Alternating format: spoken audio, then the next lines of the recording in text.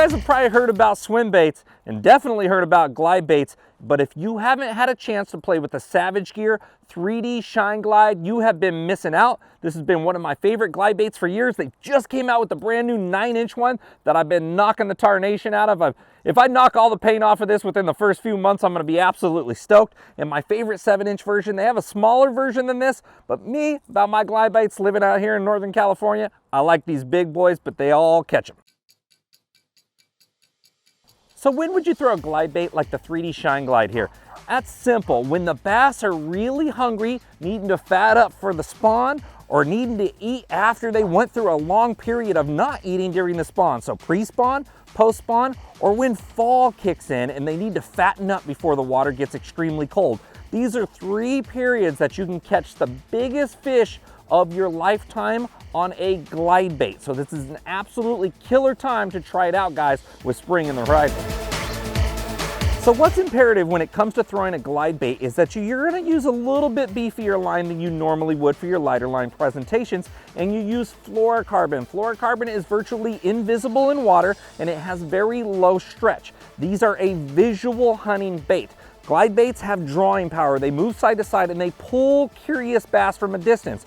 You're gonna have a lot of followers, way more followers than you will eaters. So this is a great way to locate bass visually. You can cast it out there, whether you catch them on it or not, you're now gonna know where they live, and you can go back and catch them on another bait, or you could stick to throwing that all day and get your big one. The fluorocarbon line's going to tell you that your glide bait is moving side to side. You're gonna feel that motion pulling on the tip of your rod. So you do want a sensitive rod. You generally want a faster action rod. The power and flex is right up in the tip and you have a lot of backbone. The 7.5-inch, like a medium heavy power, you get up to your 9-inch, you're definitely gonna want a heavy power rod, but that faster action is pretty much imperative for driving that bigger bait forward with those hook sets.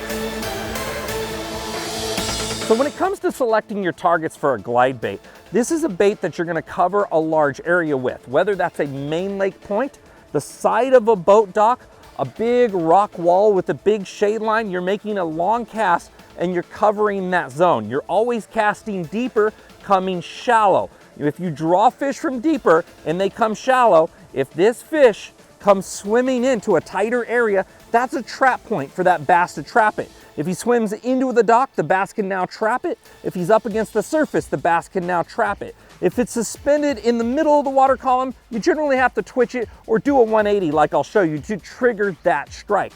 But you need a trap point, deeper to shallower always.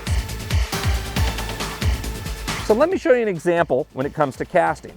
If I pull up on a main lake point or a boat dock, the first thing I'm gonna do is I'm gonna cast it out there and I'm gonna bring it right across the surface. And I'm gonna slowly reel it in, and the Shine Glide makes a fantastic wake on the surface.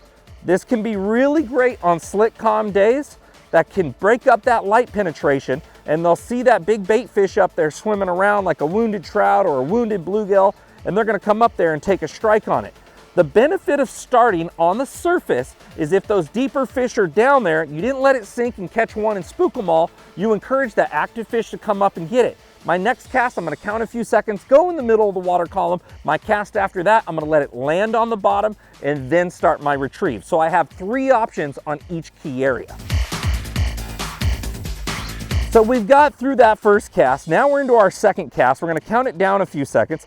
It's sinking, and you're often gonna see glide bait fishermen doing this.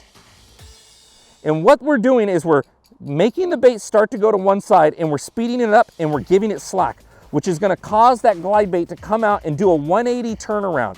If there's a bass following your glide bait and you do that, and that big turnaround in your glide bait, turning around looking at that bass, is often gonna trigger him into striking when your bait doesn't have a trap point and it's in the middle of the water column. So even if you're bringing that glide bait back to the boat and you see him following, do that speed up and give him slack, and it's gonna turn around and you're often gonna trigger that active follower. Very critical factors. The speed of retrieval is key. Your rate of stall or your rate of retrieve, and I'm gonna explain something to you here. As slow as you can move is going to encourage the bass to follow. If you're going very slow, it encourages them to follow it, not necessarily eat it. So if you want to find out visually If there's bass in the area and you want to see them follow, a slow, steady retrieve all the way is key. If you see one following, yeah, of course you can try to trigger them at that point, and you can do the same thing from long range, but you're not going to necessarily see them follow it to the boat. If you try to do that 180 twitch around, chances are they're not going to follow it all the way to the boat, but chances are you can get them to trigger out there. When you set the hook on a glide bait, this is a heavy bait in their mouth. When you're getting them, you feel them hit it. Don't hit and swing on slack line. Don't set the hook on slack line. Reel into them to where your rod loads and give it a big pull and wrench them hard. You need to constantly move them forward. This is a big, heavy bait. You do not want to allow them to jump up and shake their head. You're going to keep your rod down and you're going to wrench them all the way back to the boat. Have your partner ready with the net, or turn and physically swing them into the boat on some heavier line, 15, 20, 25 pound fluorocarbon, whatever you need to do to stay confident in lifting that bigger, heavier fish to the boat. Do not let him get up and shake his head. If you can prevent it, get down and try to force that fish forward, and don't let him shake that bait off.